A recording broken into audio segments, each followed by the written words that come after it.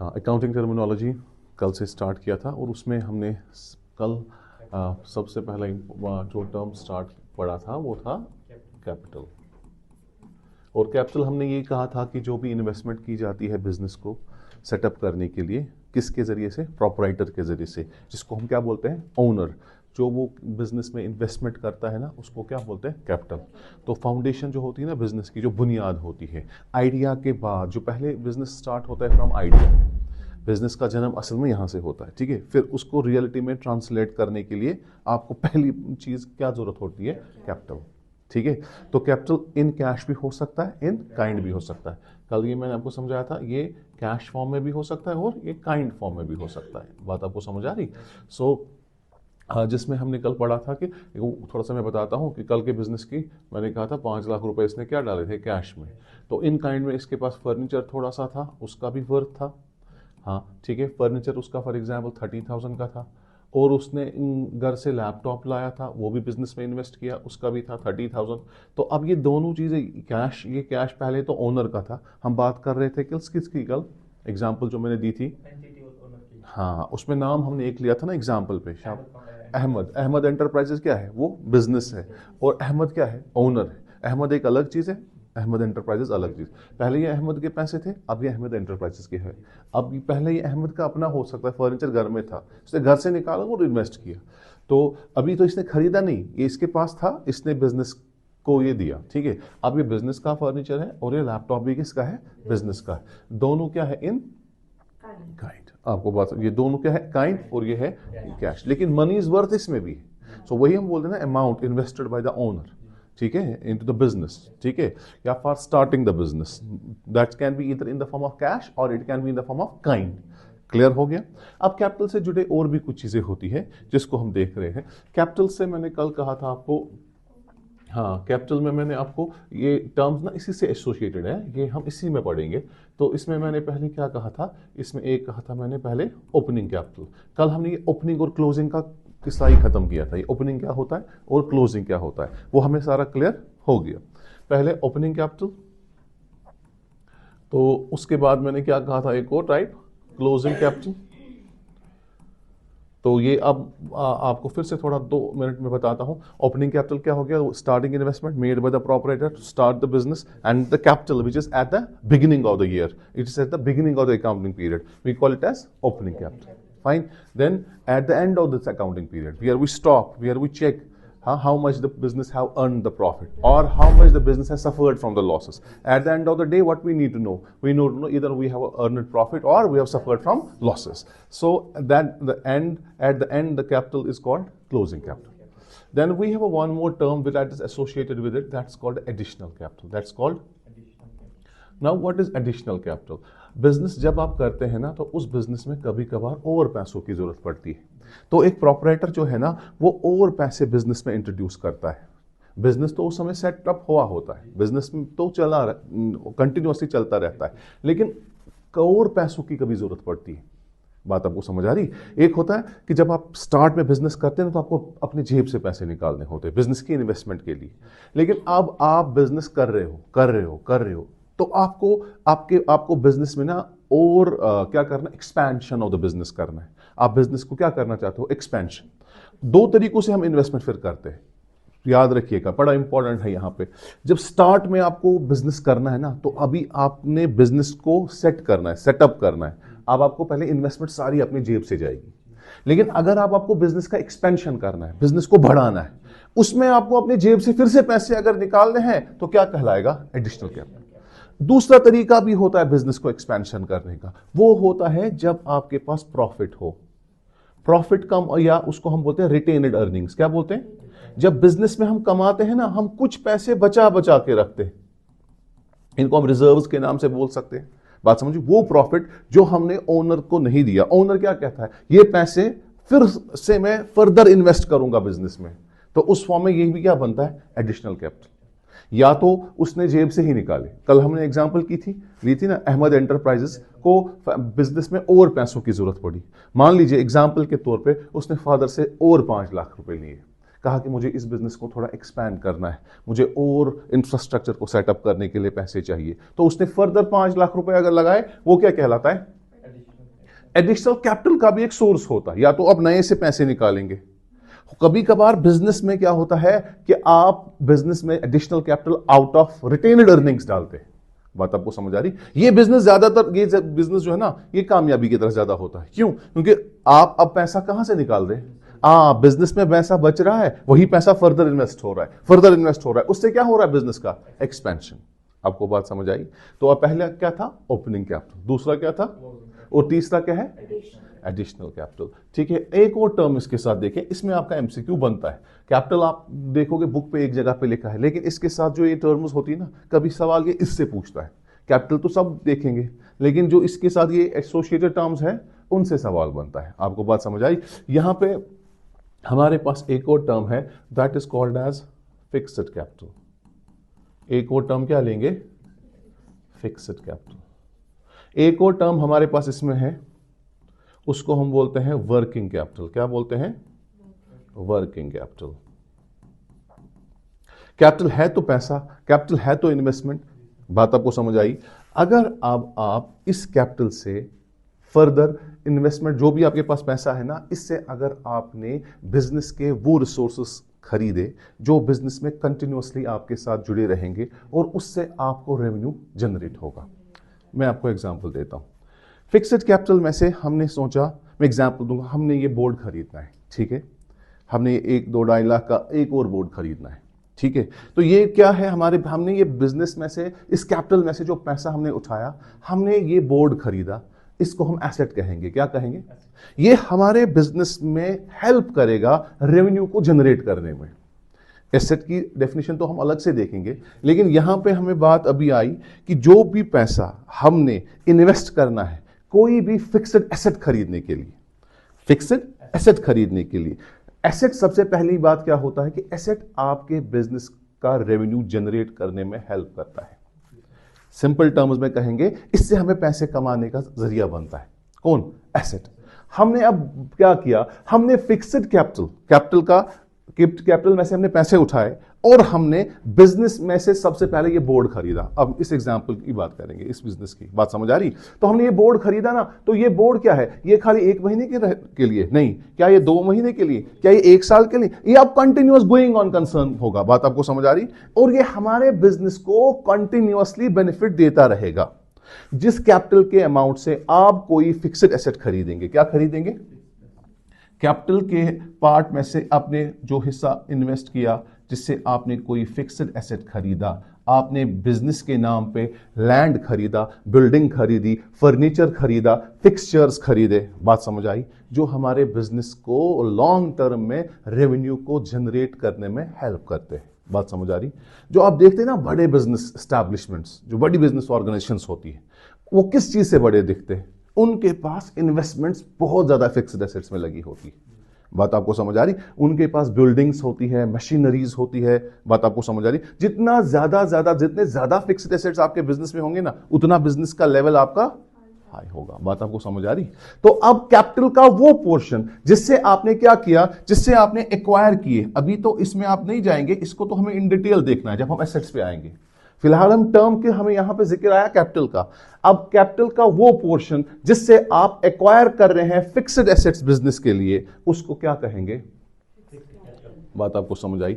और याद रखिएगा, फिक्स्ड कैपिटल इसलिए क्योंकि जो एक कैपिटल में से ये पैसा उठेगा, फर्ज करते इसी अहमद एंटरप्राइजेस की, ये जो 5 लाख है ना, इसमें से हमने ये 2 लाख 3 लाख का बोर्ड खरीदा फॉर एग्जांपल, या कोई एसेट खरीदा। अब ये पैसा जल्दी से कन्वर्ट कैश में, इस इन्वेस्टमेंट में पैसा बंद होगा। बात आपको समझ आई?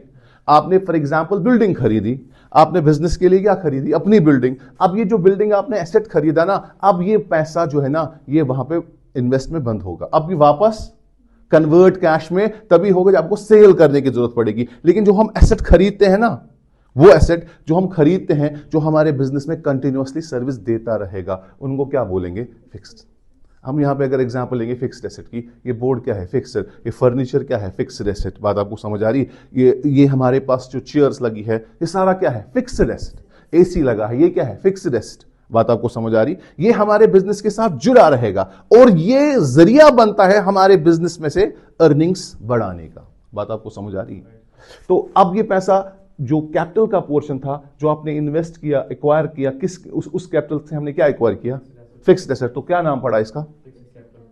अब डेली रूटीन बेसिस पे भी हमें पैसों की जरूरत पड़ती है ना।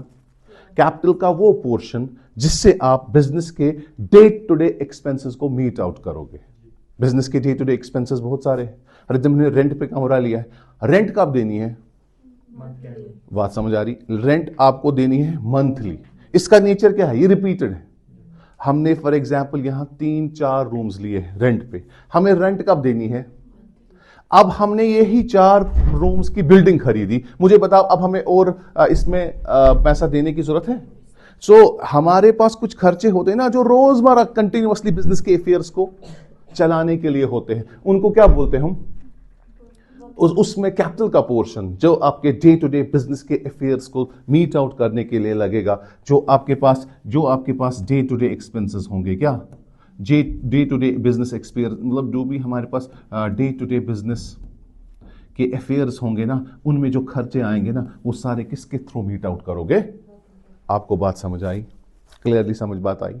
आप एक एक लाइन इसके लिए लिखेंगे, ये आपको थोड़ा सा क्लियर करेगा। पहले लिखेंगे आप फिक्स्ड कैपिटल, ठीक है? Fixed capital, amount spent to acquire the fixed assets. Amount spent to acquire the fixed assets.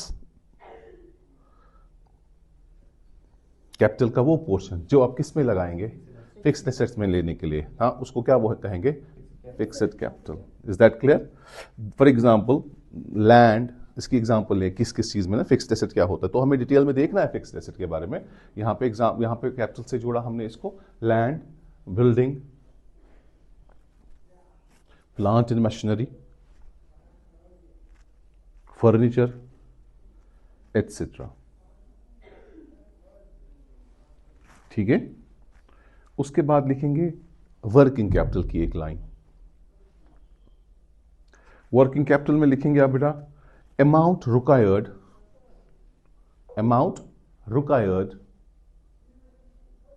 ठीक है? Amount required. अब जो भी पैसा हमें चाहिए किसके लिए? For day to day activities. Amount required for day to day activities of a business. Amount required for day-to-day activities of the business.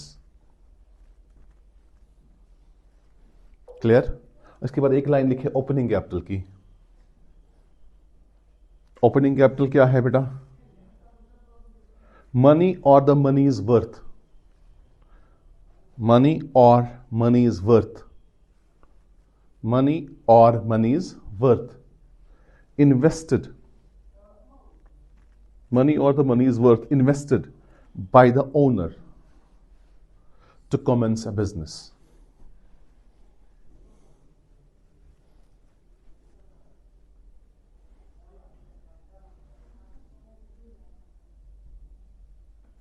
Shabash. Money or the money is worth invested by the owner to commence a business, or the capital in the beginning of the accounting period, or the capital in the beginning of the accounting period, ठीक है? Accounting period के start में जो capital हमारे पास होगा उसको क्या कहेंगे? Opening capital. क्लियर? इसके बाद लिखिए बेटा अब closing capital. Capital at the end of the accounting period, capital at the end of the accounting period is called closing capital.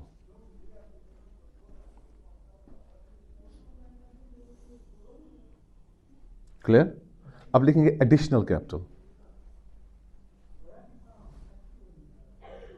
Money or the money is worth. Money or money is worth. Money is worth क्या हो गया बेटा? इसमें से money क्या है? क्या ये money is worth क्या है? Okay. Money or the money is worth invested by the owner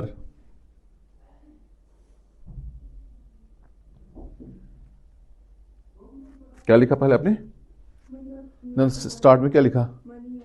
हाँ, एक्स्ट्रा मनी लिखो उसको, एक्स्ट्रा स्टार्ट में लिखो इसको पहले, एक्स्ट्रा मनी। हाँ, क्योंकि एक्स्ट्रा लेना होता है ना एडिशनल कैपिटल। एक्स्ट्रा मनी और the money is worth invested by the owner, invested by the during the year. साल के कभी भी, बात आपको समझ आ रही है, और पैसों की उसको जरूरत पड़ी तो वो जो पैसा वहां पे डालता है ना उसको क्या बोलते हैं? Additional capital. क्लियर हो गया?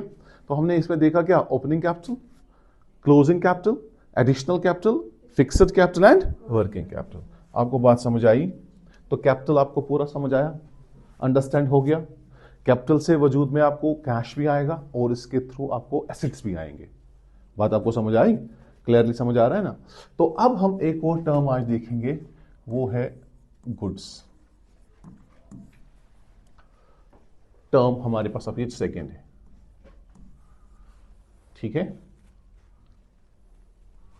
क्लियर?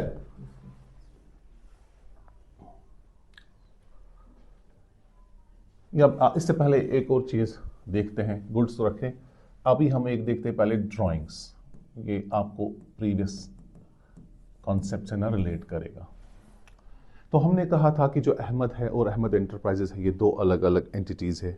अब पहले अहमद के पैसे थे तो उसने इन्वेस्ट बिजनेस में किए, तो अब ये बिजनेस का इन्वेस्टमेंट बन गया। अब ये पैसे किसके हैं? बिजनेस के। अब जो हमारे पास, मैंने फिर से यहां पे लिखना हूं, हमारे पास बिजनेस का नाम क्या है जी? अहमद एंटरप्राइजेस। ये सोल प्रोपराइटर का बिजनेस है और इसके ओनर का नाम क्या है? अहमद। बात आपको समझ आई? जो इन्वेस्टमेंट स्टार्ट में अहमद ने की ना बिजनेस को चलाने के लिए, उसको हमने क्या कहा? अब कैपिटल। बात आपको समझ? अब ये पैसा किसका बना? बात समझ आ रही है आपको? कभी कभार ऐसा भी होता है कि अहमद को कभी कुछ पर्सनल ऑब्लिगेशंस हुई होती है या पर्सनल कोई भी पैसा मतलब जरूरत पड़ती है इसको अपने पर्सनल यूज के लिए। ये बिजनेस में से कभी पैसे उठा सकता है क्योंकि ओनर है ना, सिंगल ओनर तो खुद ही कुछ भी कर सकता है। लेकिन अकाउंटिंग पॉइंट ऑफ व्यू से अगर इसको अपने पर्सनल यूज के लिए बिजनेस में से कोई चीज जरूरत पड़ती है तो ये बिजनेस से जो विड्रॉ करेगा ना अपने पर्सनल यूज के लिए, उसको हम क्या कहेंगे? ड्राइंग्स। मान लीजिए कभी कभार क्या हुआ, इसको कैश की जरूरत पड़ी। ये किसको जरूरत पड़ी? कैश को। कैश की जरूरत अपने पर्सनल एक्सपेंसेस को मीट आउट करने के लिए अहमद को पैसों की जरूरत पड़ी। तो ये फिलहाल इसने उठाया किससे ये पैसे? तो ये 50,000 रुपए जो इसने विड्रॉ किए ना बिजनेस से, बात समझ आ रही? ये इसने विड्रॉ किए किससे? Cash 50,000 withdrawn by owner, withdrawn bye, बात समझ आ रही? टू मीट हिज पर्सनल, जो भी उसके पर्सनल रिक्वायरमेंट्स होगी। बात आपको समझ आ रही कि नहीं? So cash 50,000 withdrawn by owner to meet his personal expenses. बात आपको समझ आ रही? या पर्सनल यूज कह सकते हैं आप। सो जो भी पैसा बिजनेस से अब ओनर उठाता है अपने पर्सनल एक्सपेंसेस को मीट आउट करने के लिए, उसको क्या कहेंगे? उसको ड्राइंग्स कहेंगे। क्या कहेंगे? ड्राइंग्स। बात आपको समझ आ रही है? सो ये ड्राइंग्स जो है ना, जैसे कैपिटल को हम इन कैश और इन काइंड डाल सकते हैं, कभी ड्राइंग्स भी इन काइंड भी हो सकती है। मेरी बात आपको समझ आ रही है? कभी कभार अभी हमने क्या देखा, इसने ये पैसे उठाए किससे? मुझे एक चीज बताइए, जो आपके पास कैपिटल होता है, जब एक ओनर ड्राइंग्स करेगा, कैपिटल इंक्रीज होगा कि डिक्रीज? Very good. कैपिटल उस समय क्या होगा बेटा? डिक्रीज। बात आई आपको समझ? अभी मुझे एक और बात कहिए, बताइए, अगर Ahmed additional capital introduce business में करता है, उससे कैपिटल इंक्रीज होगा कि डिक्रीज? बात आपको समझ आ रही है? अगर बिजनेस में प्रॉफिट होगा तो कैपिटल हमारा क्या होगा? इंक्रीज। मेरी बात आपको समझ आ रही? अगर बिजनेस में लॉस होगा तो कैपिटल क्या होगा? सो अब आपको यह बात समझ आई कि कैपिटल किस चीज से इंक्रीज होगा, किस चीज से डिक्रीज होगा। यहां तक क्लियर? अब जब ये ड्राइंग्स करेगा इन द फॉर्म ऑफ कैश तो कैपिटल क्या होगा? मेरी बात समझ आ रही है नहीं? सो अभी जो हम ड्राइंग्स की बात कर रहे हैं यह इन कैश हो रही है। क्या हो रही है? अब कभी कभार ड्राइंग्स इन काइंड भी होती है। अब देखेंगे कैसे। अब देखिए कि जो बंदा ये रहीम एंटरप्राइजेस है ना, ये कुछ गुड्स के साथ डील करता है। ये कुछ गुड्स के साथ क्या करता है? हाँ, गुड्स क्या होते हैं अभी हमें इन डिटेल पढ़ना है। ये डीलिंग आइटम्स होते हैं जिनके थ्रू ना बिजनेस करते हैं। फॉर एग्जाम्पल एक स्टेशनरी वाला है, उसके डीलिंग आइटम्स क्या होंगे? स्टेशनरी। हाँ, एक कंप्यूटर हार्डवेयर की दुकान है, उसके पास डीलिंग आइटम्स क्या होंगे? हाँ, कोई फर्नीचर वाला है, फर्नीचर के डीलिंग आइटम्स क्या होगी, चेयर्स, टेबल्स, बात समझ आ रही। तो हर एक बिजनेस के अपने डीलिंग आइटम्स होते हैं, जो वो रखता है सेल पर्पस के लिए, उसको हम गुड्स कहेंगे। क्या कहेंगे फिलहाल, वो कॉल इट एज गुड्स। आपको बात समझ आ रही, इन सारी चीजों को क्या बोलेंगे, गुड्स। यहां तक बात आपको अंडरस्टैंड हो गई। अब इसके बाद जब भी आपने डीलिंग आइटम्स की बात की, बात समझ आ रही, आप किसके साथ डील कर रहे हैं, डीलिंग आइटम्स, वो क्या कहलाते हैं, गुड्स। यहां तक समझ आया। अब बात को अंडरस्टैंड करेंगे। इसके बाद कभी कभार ऐसा भी है कि मान लीजिए ये क्या करता है, इसके पास एक रेडीमेड गारमेंट्स की दुकान है, तो इसके डीलिंग आइटम्स क्या होंगे, पैंट, शर्ट्स, गारमेंट्स, है ना। तो अब मान लीजिए इसके पास जैकेट्स भी है, ठीक है। अब क्या किया अहमद ने देख किया, एक जैकेट उठाया और अपने आप को लगाया।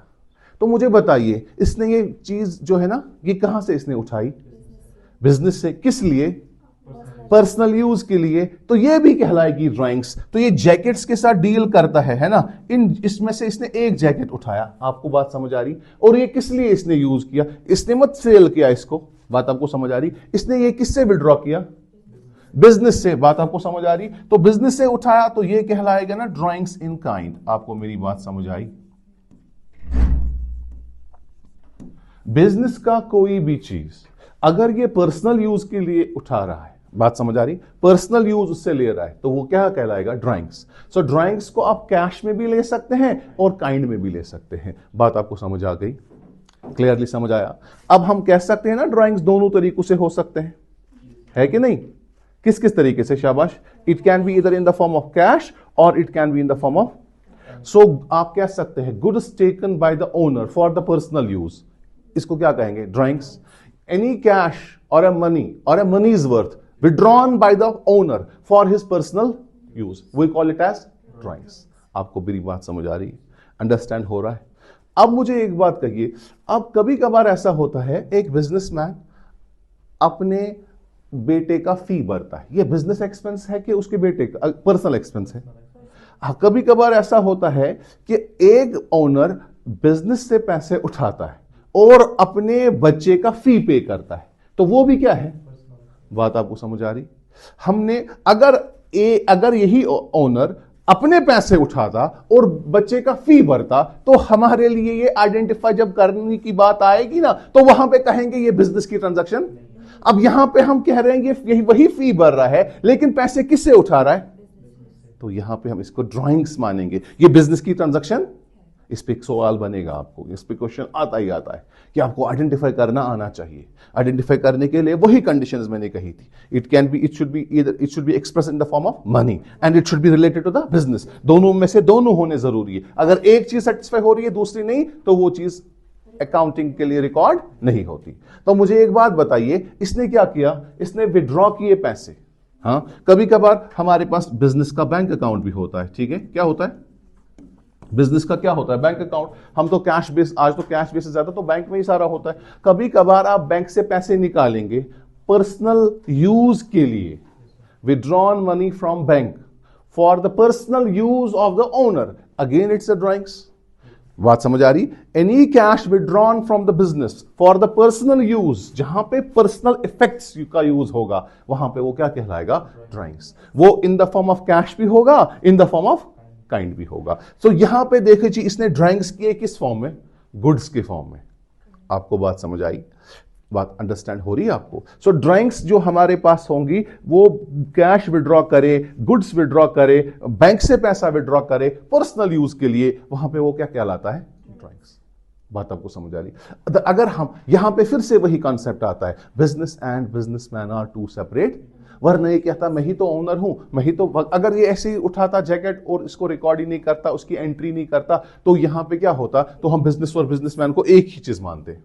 हम क्या मानते हैं, बिजनेस एक अलग चीज है, बिजनेसमैन, इसीलिए कैपिटल अलग से कंसिडर करते हैं, वो ड्राइंग्स को अलग से।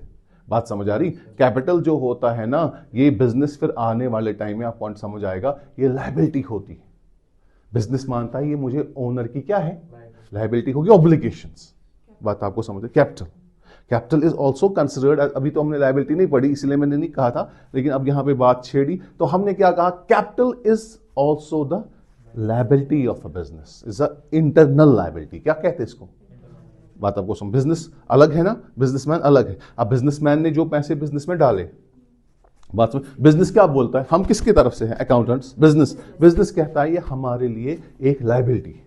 बात आपको समझ आई? जो भी कोई लायबिलिटी होती है ना, उसकी अदायगी इंटरेस्ट के साथ होती है। क्या होती है? जब हमने कहा ना कैपिटल है, फॉर एग्जाम्पल आप बैंक से लोन लेते हैं तो इंटरेस्ट भी होगा, आप किसी से कोई पैसा कर्जे पे लेगा तो वो इंटरेस्ट भी लेगा। बात समझ आ रही? सो जब भी कोई चीज लायबिलिटी की बात होती है वहां पे इंटरेस्ट भी वर्ड यूज होता है। अभी तो वो हमने नहीं पढ़ा, आगे हमें देखना है इंटरेस्ट ऑन कैपिटल क्या होगा। बात समझ आ रही कि नहीं? इंटरेस्ट ऑन कैपिटल ज्यादा तो ये पार्टनरशिप अकाउंटिंग में ज्यादा मीनिंग रखता है कि वहां पे कैलकुलेशंस करनी होती है इसकी। बात आपको समझ आ रही? क्यों? क्योंकि कैपिटल जो है ना वो किसका पैसा था? पहले अहमद का। उसने किस में डाला? तो अहमद एंटरप्राइजेस में। अहमद एंटरप्राइजेस कहता है कि अब ये मेरे लिए क्या है? लायबिलिटी है। अभी तो लायबिलिटी प्रॉपर टर्म आपने समझी नहीं, लेकिन लायबिलिटी मान लीजिए कर्ज। बात समझ आ रही? अब जो ड्राइंग्स उठाई किसने? अहमद ने। किससे उठाई? तो ये अहमद के ऊपर भी अब लायबिलिटी बननी चाहिए। आपको बात समझ आ रही? क्योंकि ये लायबिलिटी है, अहमद को पैसे कल वापस अदा करने हैं। आपको मेरी बात समझ आ रही है? अंडरस्टैंड हो रहा है आपको? सो जो हमारे पास ड्राइंग्स कर रहा है कौन? Ahmed, that is owner. कल जाके अकाउंटिंग अप्रोच जो हम फॉलो कर रहे हैं ना बिजनेस एंटिटी एजम्पशन का, अहमद जो है ना वो कर्जदार बन गया बिजनेस का, इसको कल जाके ये वापस पे करना है। You are getting my point? बात आपको समझ आ रही? किसको वापस करना है? हाँ। और इसके लिए भी फिर टर्म यूज होगी इंटरेस्ट ऑन ड्राइंग्स, क्योंकि जहां पे भी कर्जे की बात होती है ना अकाउंट्स में, उसके साथ जहां पे भी लायबिलिटी वर्ड यूज होगा हम बोलेंगे इसके लिए कर्जा है, इसके साथ एसोसिएटेड इंटरेस्ट भी बनता है। बात आपको समझ आ रही? हमें इंटरेस्ट ऑन ड्राइंग्स भी कैलकुलेट करना सीखना है, हमें इंटरेस्ट ऑन कैपिटल भी। बात समझ आ रही? देखिए interest on capital, interest on वो बिजनेस को पे करना है ना? किसकी ओर? ओनर की ओर। तो वो उसके लिए बर्डन बन रहा है, वो इंटरेस्ट देना। इंटरेस्ट बिजनेस के लिए एक्सपेंस होगा। ये इन डिटेल हम आगे देखेंगे, आप घबराइए मत। अब जो हमारे पास ड्राइंग्स है ना, जो किसने की? ओनर ने। उठाए किससे पैसे? बिजनेस से। तो ये अब कर्जदार बिजनेस का है, तो बिजनेस कल इसको क्लेम करेगा interest on drawings. So interest on drawings उस समय बिजनेस के लिए गेन होगा और ओनर के लिए ये फिर एक्सपेंस बनेगा। बात आपको समझ आई? फिर से बताऊं? ओके अब हमने समझ लिया कि ड्राइंग्स को हम in the form of cash और in the form of kind, that's called money और the money is worth. Clear हुआ? अब एक और इंपॉर्टेंट टर्म, इस पे एक मैंने देखा था कि क्वेश्चन आया हुआ था। आप इंश्योरेंस के बारे में जानते होंगे, है कि नहीं? इंश्योरेंस यूजुअली दो टाइप्स होते हैं, सिंपली समझाने के लिए बता रहा हूं, हमें इन डिटेल नहीं देखना। एक तो जनरल इंश्योरेंस और दूसरा होता है जनाब लाइफ इंश्योरेंस। जनरल इंश्योरेंस होता है इंश्योरेंस अगेंस्ट फायर। बात समझ आ रही? थेफ्ट। बात समझ आ रही है? बहुत सारे इंश्योरेंसेस जो मोस्टली आप करते हैं, आपने गाड़ी ली, आपने इंश्योरेंस लिया, ये क्या है? General insurance. बात समझ आ रही? हाँ, इसको उसमें एक अप्लाई होता है एक प्रिंसिपल, उसको हम बोलते हैं समझने के, प्रिंसिपल ऑफ इंडेमिनिटी। वो कहता है नुकसान की भरपाई हम नुकसान से करके देंगे, उस चीज की भरपाई करके देंगे। आपने गाड़ी का इंश्योरेंस किया था, अब इसके लिए भरते क्या है? प्रीमियम। बात समझ आ रही? तो उसके बदले आपकी कवरेज मिलती है उस रिस्क से, है ना? आपको क्या करना होता है? अगर आपको फॉर एग्जांपल गाड़ी का फॉर एग्जांपल कुछ मामूली से नुकसान हो गया, इसकी हेडलाइट टूटी, तो इंश्योरेंस वाले आएंगे, आपको नई हेडलाइट इसके बदले रिप्लेस करके देंगे। तो चीज के बदले चीज। लेकिन दूसरा होता है लाइफ इंश्योरेंस। ये गुड्स पे या प्रॉपर्टी पे नहीं होता, ये इंसान के ऊपर होता है। इसमें प्रिंसिपल ऑफ इंडेमिनिटी एप्लीकेबल, मतलब नुकसान की भरपाई उस चीज से नहीं करके। फॉर एग्जांपल जस्ट जोक, अगर किसी की बीवी मरती, इंश्योरेंस वाले इसको नई बीवी देंगे? मत देंगे, तो वो इसकी रिप्लेसमेंट मत करके देंगे। तो उसके लिए क्या मिलता है? अगर किसी की डेथ होती है ना, उसकी कॉम्पनसेशन मिलता है उसको।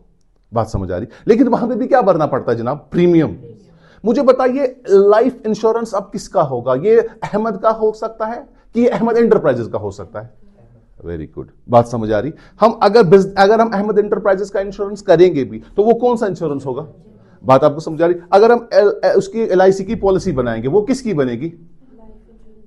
हाँ हाँ, एक क्वेश्चन इस पे आया था यही कि जो LIC पॉलिसी, LIC का जो प्रीमियम है क्या है? LIC का जो प्रीमियम पे करेगा बिजनेस, बात समझ आ रही? उस पे ऐसे लिखा था premium paid by the, LIC premium paid, या बात समझ आ रही? Life insurance premium paid by the business, it will be treated as drawings. Why so? Because it is an amount that has been withdrawn from the business for meeting the personal use, personal obligations of the owner. आपको बात समझ आ रही? So ये term याद रखिएगा, LIC premium, ये जो है ना, ये क्या कहलाएगा? ड्राइंग्स। समझ बात आई?